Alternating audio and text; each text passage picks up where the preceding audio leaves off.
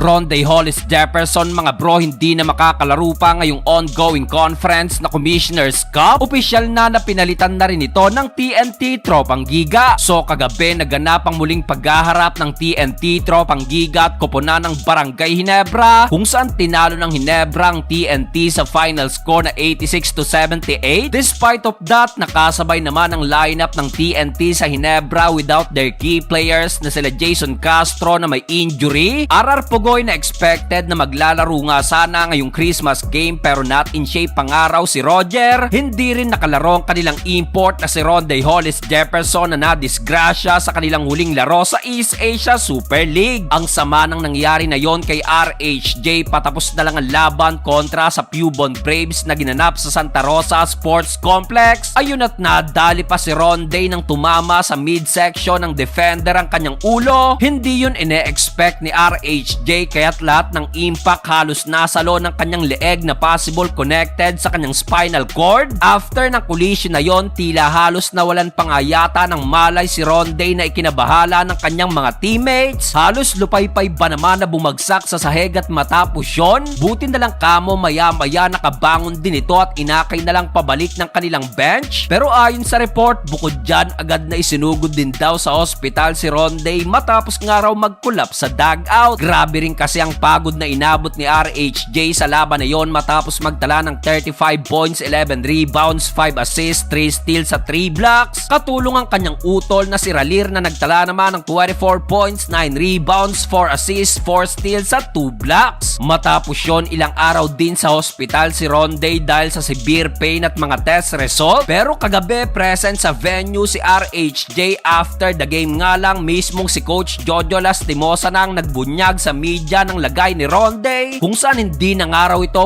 pwedeng makabalik pa ngayong ongoing conference na Commissioner's Cup sa TNT. Very fragile nga raw ang lagay nito as of now dahil sa injury na kanyang natamo na tumumbok ng kanyang spinal cord. Mas pinili na nga lang daw nilang pagpahingahin muna ito kesa nga naman mapasama palalo. Sino ba namang makakalimot sa nangyari kay Eugene Tejada, isa sa mga pinaka-worst injury sa PBA? Spinal cord ba naman ang nadali kay Tejada nang mabagsakan ni Mick Penisi? Right after ng pangyayari na yon, tila nalusaw na parang bula ang basketball career nito at tuluyang na paralyze. Kaya hindi basta-bastang pwedeng isugal as of now ang lagay ni Rondae Hollis Jefferson. Sinabi na rin ni Coach Jojo Lastimosa na ipapalit nila kay RHJ itong kanyang kapatid na si Ralir Hollis Jefferson bilang replacement import. Sa PBA, kinlaro na ni Coach Jolas na talagang out of the conference na si RHJ. Pero sa EASL, possible makahabol pangaraw itong si Rondae, depende na rin daw sa kanyang magiging kondisyon. Well, sayang yung dalawang import na inaabangan nating magbabanggaan ngayong conference na si RHJ at Justin Brownlee. Pareho pang nawala dahil sa ganitong pangyayari, but we're hoping na sana'y makabalik pa rin ang dalawa na ito sa kani-kanilang koponan.